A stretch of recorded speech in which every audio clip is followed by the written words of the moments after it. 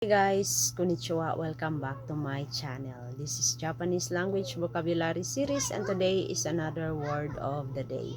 So ngayong araw na ito po ay pag-usapan naman natin kung ano ang katumbas na formal form ng ng Japanese term na iru or imas.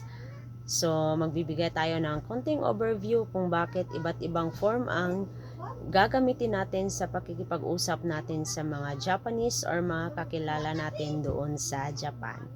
So, kapag po ang kausap nyo ay kaibigan or kasing edad nyo lang po, pwede nyo gamitin ang plain form. So, hindi po compulsory or hindi required na mag-polite kayo.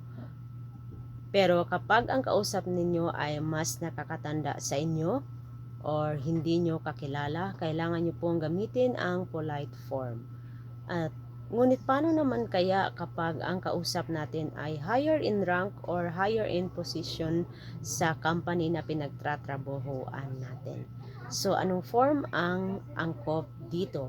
So, dyan po pumapasok ang formal form na gagamitin natin tuwing nakikipag-usap tayo sa kanila.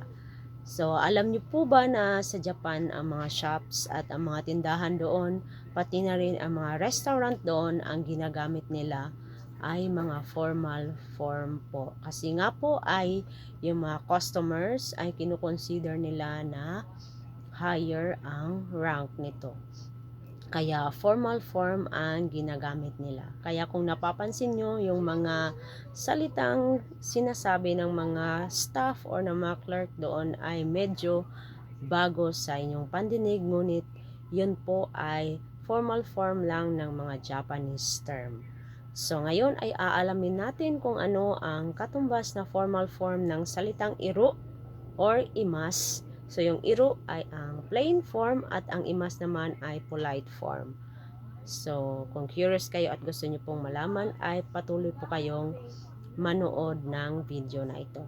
So, ngayon, ang katumbas po niyan ay ang irasyaru or ang irashaimasu.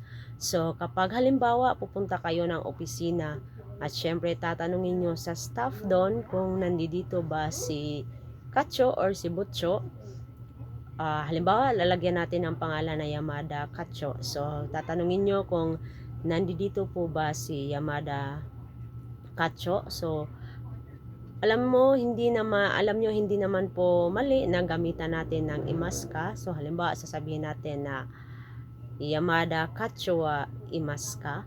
So, pwede naman pong sabihin natin yan. Pero, may mas formal po na paraan ng pagtatanong dyan. At yan po ay ang Yamada Kacho wa irashaimasu ka? So, yan po ang mas mainam nating gamitin kapag nakikipag-usap tayo sa mga staff sa opisina or sa mga person na higher in rank sa atin. So, irasyaru or irashaimasu ka.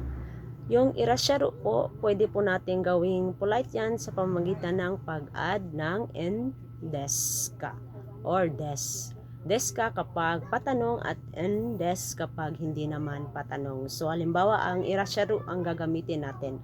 So, Yamada Kacho wa irasyarun desu ka? So, yan po. Pero mas kainam-inam or mas maganda talagang pakinggan ang Yamada Kacho wa irashaimasu ka? So, yan po. Tandaan nyo po na ang irasyaru or irashaimasu ay ang katumbas na formal form ng salitang iru or imas na ang nasa Tagalog ay nandito, nandyan, or meron. At yun lamang po, sana po ay makadagdag ito sa inyong vocabulary sa Japanese language at magamit nyo ito sa conversation ninyo na inyong mga Japanese boss or ng mga higher in rank sa company na pinagtatrabahuan ninyo or sa mga ma-meet ninyo na stranger. So, yun lamang po. Maraming salamat po sa patuloy na panonood at pagsuporta sa ating channel. Bye! See you on my next video.